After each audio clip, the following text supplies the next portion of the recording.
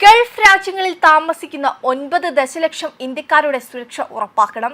8 Gulf രാജ്യങ്ങളിലെ നേതാക്കളുമായി സംസാരിച്ച പ്രധാനമന്ത്രി നരേന്ദ്രമോദി ഇന്ത്യൻ ജനങ്ങളുടെ സുരക്ഷയിൽ ഒരു വിട്ടുവീഴ്ചയ്ക്കും തയ്യാറല്ല മോദി.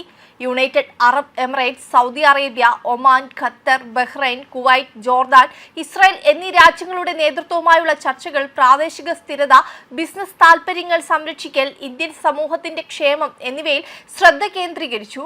ചൊവ്വാഴ്ച ഉച്ചകഴിഞ്ഞ് ഗൾഫ് മേഖലയിലെ 2 പ്രധാന നേതാക്കളുമായി പ്രധാനമന്ത്രി നരേന്ദ്രമോദി ഫോണിൽ സംസാരിച്ചു. ഒമാനിലെ സുൽത്താൻ ഹൈതം ബിൻ താരിഖ്, കുവൈറ്റിലെ കിരീടാവകാശി ഷെയ്ഖ് സബാഹ് അൽ Khalid Al Hamad Al Mubarak അൽ ബുഹാവ് എന്നിവരുമായും നിലവിലെ സാഹചര്യത്തിൽ അദ്ദേഹം ആശങ്ക പ്രകടിപ്പിക്കുകയും ഇന്ത്യൻ പ്രവാസികളുടെ ക്ഷേമത്തിനായി ഉചിതമായ നടപടികൾ സ്വീകരിക്കാൻ അവരോട് അഭ്യർത്ഥിക്കുകയും ചെയ്തു.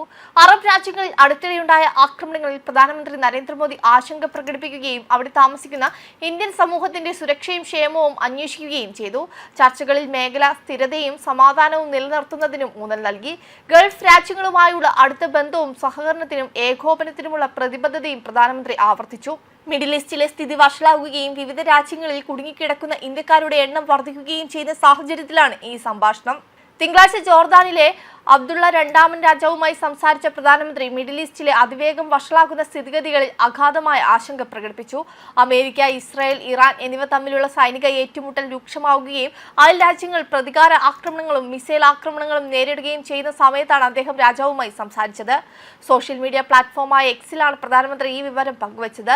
ജോർദാൻ രാജാവുമായി പ്രാദേശിക സ്ഥിതിഗതികൾ ചർച്ച ചെയ്തതായും ജോർദാൻ ജനതയുടെ സമാധാനം, സുരക്ഷ, ക്ഷേമം എന്നിവയുടെ ഇന്ത്യയുടെ പിന്തുണ ആവർത്തിച്ചതായും അദ്ദേഹം പറഞ്ഞു. നിലവിലെ പ്രതിസന്ധി ഘട്ടത്തിൽ ജോർദാനിൽ താമസിക്കുന്ന ഇന്ത്യൻ സമൂഹത്തിന്റെ സുരക്ഷയും ക്ഷേമവും ഉറപ്പാക്കുന്നതിന് പ്രധാനമന്ത്രി മോദി അബ്ദുള്ള രണ്ടാമൻ രാജാവിനോട് നന്ദി പറഞ്ഞു.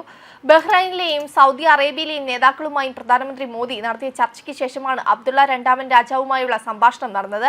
പരമാധികാരത്തിനു നേരെയുള്ള ആക്രമണങ്ങളെ അദ്ദേഹം അപലപിക്കുകയും ഇന്ത്യയുടെ ഐക്യദാർഢ്യം പ്രഖ്യാപിക്കുകയും ചെയ്തു.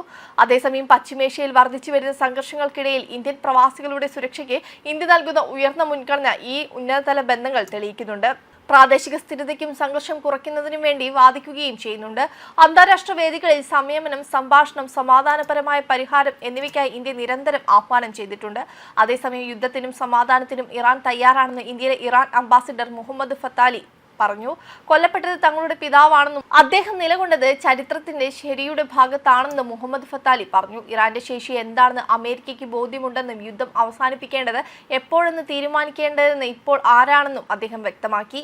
വെബ് ഡെസ്ക് കർമ്മ ന്യൂസ്.